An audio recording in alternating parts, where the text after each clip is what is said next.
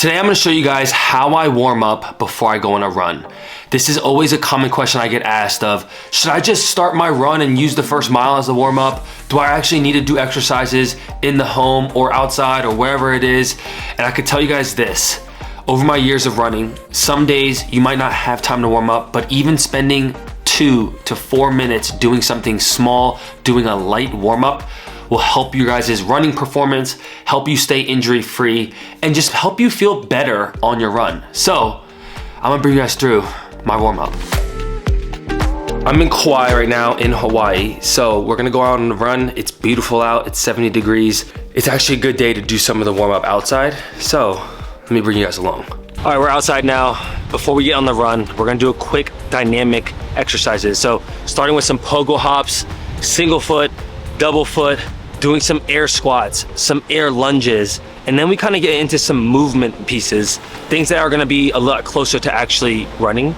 So we're gonna do some side-to-side shuffles, some jogs down and back, and then we're gonna do some track exercises specifically. A lot of A skips, B skips, Frankensteins, things that are gonna help the muscles fire before we go on this beautiful run.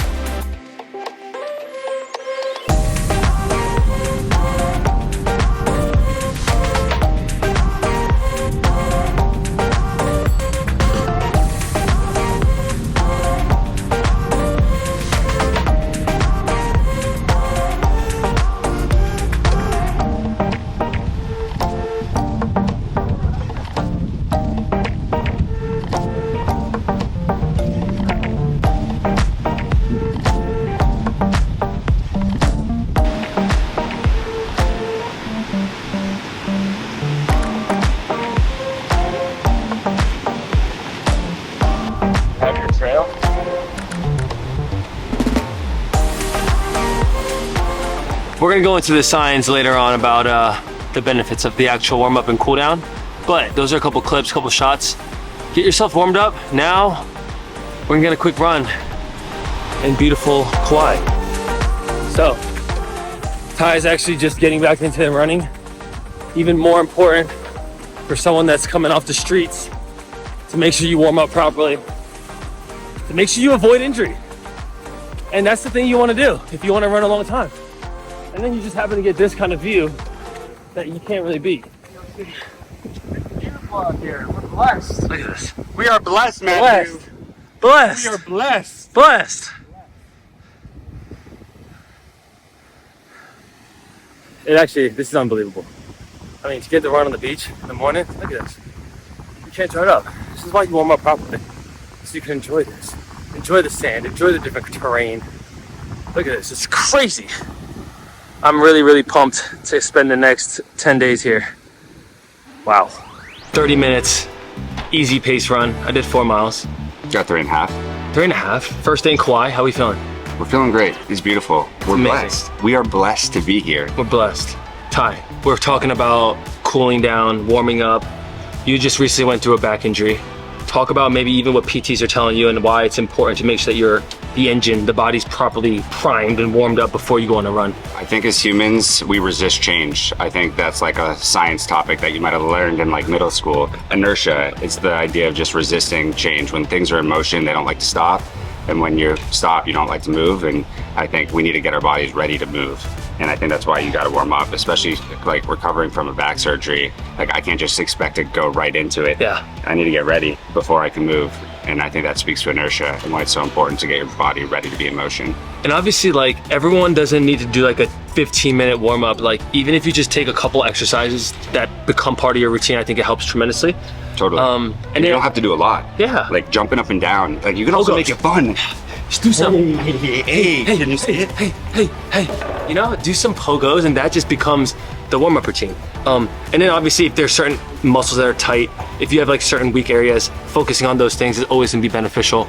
I always find that when I'm traveling, I try to get wellness in. And obviously, especially right out of the flight, like yesterday, I hopped off and hopped off the flight and I went on a run.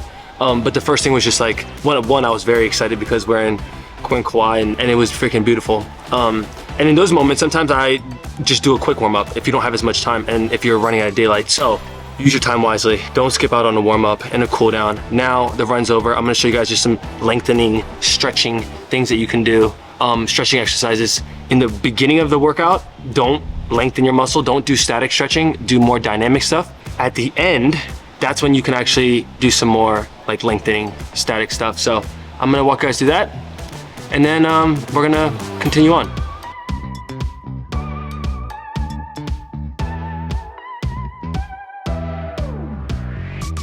Spine mobility, Ty. That is important for this man. The crazy thing is when I do this, That's the cool down, people. We're gonna get into the water. That's the real cold plunge. Before all the artificial cold plunge started to exist. But all this that we're doing right now, it's also a great way to lengthen and cool down the body. This is a critical component here, people. Make sure you add this in. We got some hip mobility.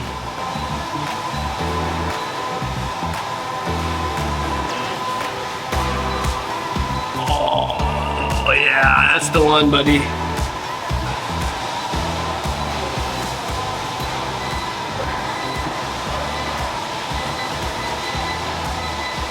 This is the unsexy part.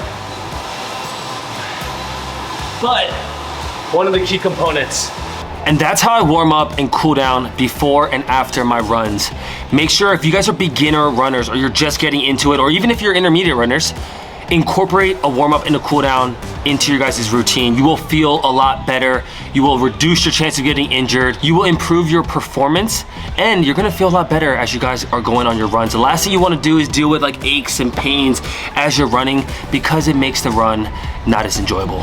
So incorporate this, even if you just use a couple exercises, 3 to 5 minutes, incorporate something. A little bit of something is better than a whole lot of nothing. I appreciate you guys tuning in. All love from Kauai. See y'all in the next one. Peace.